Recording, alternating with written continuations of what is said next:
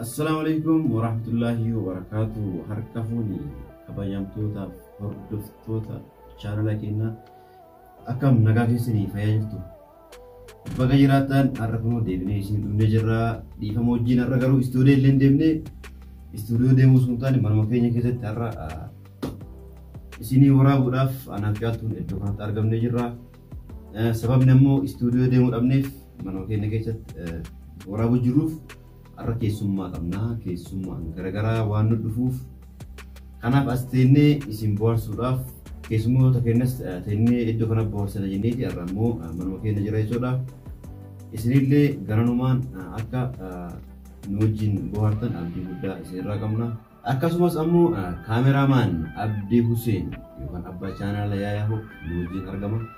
Garanumaan isinis keessummoonni keenya hundi warroonni hordoftoonni keenyallee akka nu wajjin keessummoota keenya akka nu wajjin simatan abdii guddaa isinirraa qabna. Bunas akka nu wajjin dhugdan kabajaan isin affeerree jirra. Caatmoo akkuma asii argitan kana amma laga jirti.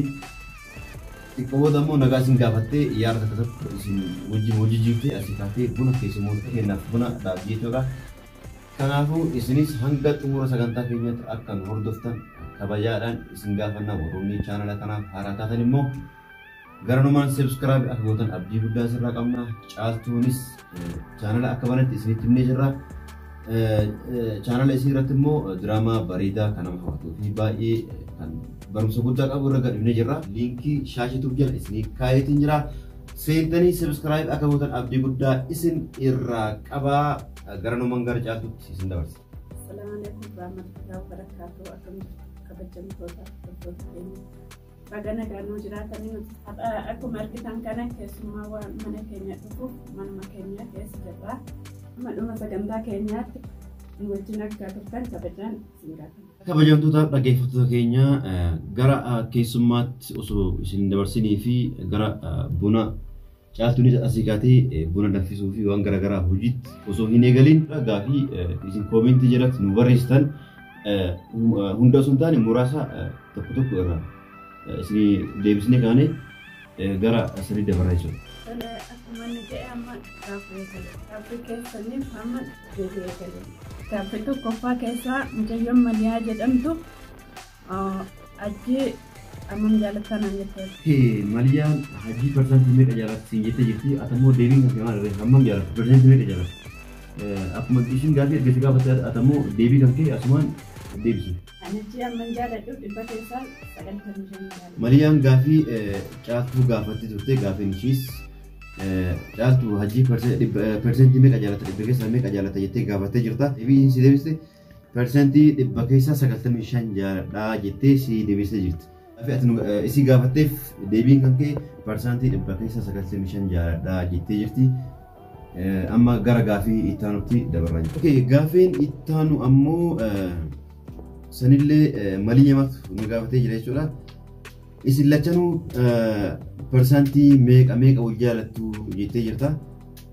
Isiin haga na jaalattu si himtee jirti. Persentii dhibba keessaa 95 jettee jirti. Ana ammoo caaltuu persentii dhibba keessaa 100 jaaladha jechuudha. Gaaffii ittaanu mucayyoo Zaaraa Mal jedhamtu sun ijoollee isaati jettee gaafatteerta. Viidiyoo duraarratti waan deebisneerra waan ta'eef isarra deemtee ilaaluu dandeessa. Tole akkuma caaltuun jettee Zaaraa Ahmad gaaffii kan kee ijoollee eessaati jettee nu gaafattee jirta waan ta'eef deebii isaa viidiyoo duraa irratti irra seentee achirraa argachuu ni dandeessa. Asumaan deebii kan kee kana galatoom. Tole amma gara gaaffii ittaanutti dabarra jechuudha. Gaaffiin ittaanu maal jedha? Mucayyoo Samiiraa Alii jedhamtu maqaan isiidha. Samiiraa Aliitii maal jetteetti hajji silaa na fuute maal qaba? Na fuudhi lammaffaa yoo ta'ellee naan jettee jirti. Deebii kan keetii ammoo caaltuu si adeebistu anumaan gara caaltuu si deemti. Samiiraa kiyya galatoomii kanuma biraa akka rabbi si baasu du'aa isii godha malee ajjiimmoo si durseera. Samiiraa Alii akkuma gaaffii nu gaafattee deebii kan kee akkuma caaltuu jette sila osoo isin naa eeyyamtee anu har'a kan qabu si fuudha. Garuu isin waa eeyyamu diddeef rabbi hiree biraa akkasii baasu du'aa isii goona. Du'aa isii kadhana rabbi si kadhana rabbi jaarsa bareedaa akka ati barbaaddu si haa kennu siin jenna. Gaaffii ittaanu kan na gaafate mucayyoo maqaan ishee Amal jedhamtu waan naan jettee na gaafatte hajji durummaa fudhachuun ni ulfaata moo akka misal baalamu ni ulfaata jettee na gaafattee jirti. Deebii kana maal jedhaan deebistaa? Gaafatanii hatummaan deebise. Tole caaltuun deebisiif jennaan si gaafatanii hatummaan deebisii naan jettee jirti. Deebii kan keetiif durummaa fudhachuun hin ulfaatu salphaadha. Garuu kan ulfaatu kabaja isaa qofa. Gaafa inni taanu mucayyoo murtee antu tokko achi ishee tokko dhaabbatu hin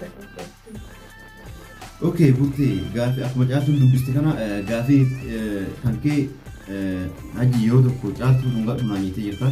Yeroo tokko caaltuu dhungadhu agarsiis jettee jirta. Caaltuun jaartii jaalatamtuu fi kabajamtuu fi akka baay'ee jaaladhuu fi akka baay'ee kabajoo waan taate turuu dhungadhee si garsiisa jechuudha. Agartee? Oke, kabajamtootaa fi hordoftoota keenya hanga ammaa gaafiif deebii keenya kan nu faana turtan amma gaafiif deebii keenya gara xumuraatti geennee jirraa xumuree jira jechuudha. Waan nu hordoftaniif baay'ee galatoomaa kabajamaa ulfaadha. Yeroo chaanala keenyaaf haaraa taatan sabiskiraayib akka nuuf gootan kabajaa fi abdii guddaa isin irraa qabna.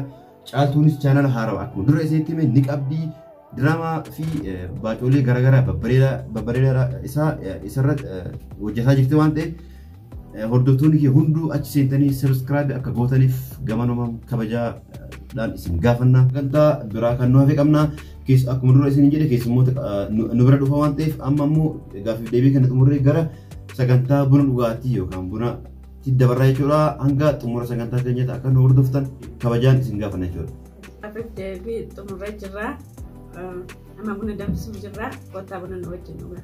Tole akkasuma daawwattoota keenya hundumaa caaltuun har'a buna isin jedhaa baakootaa jettee jirti. Buna isin affeeruudhaaf iddoo kanatti argamte jechuudha.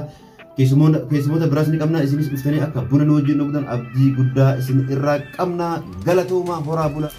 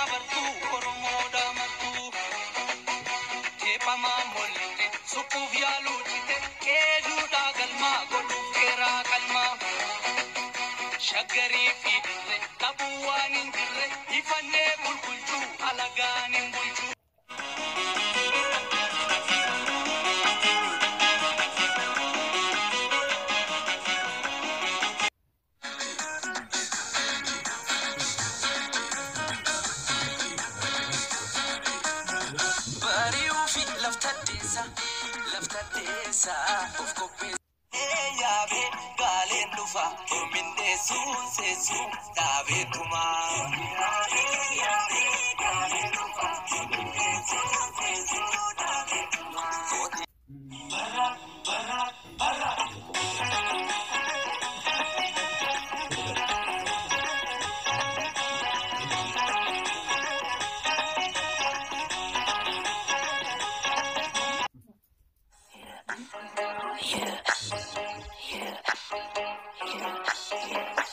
Koya shunge, me chim chim kona.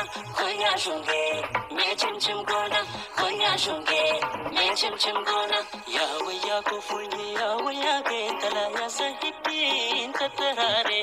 Ya gara ko fulni, ya gara ke tala ya sahitin kar kar base. Naya sacha pota kemi aha naya sama legal chumi. Naya daba har koja kemi kurban ya daba lenar gumi.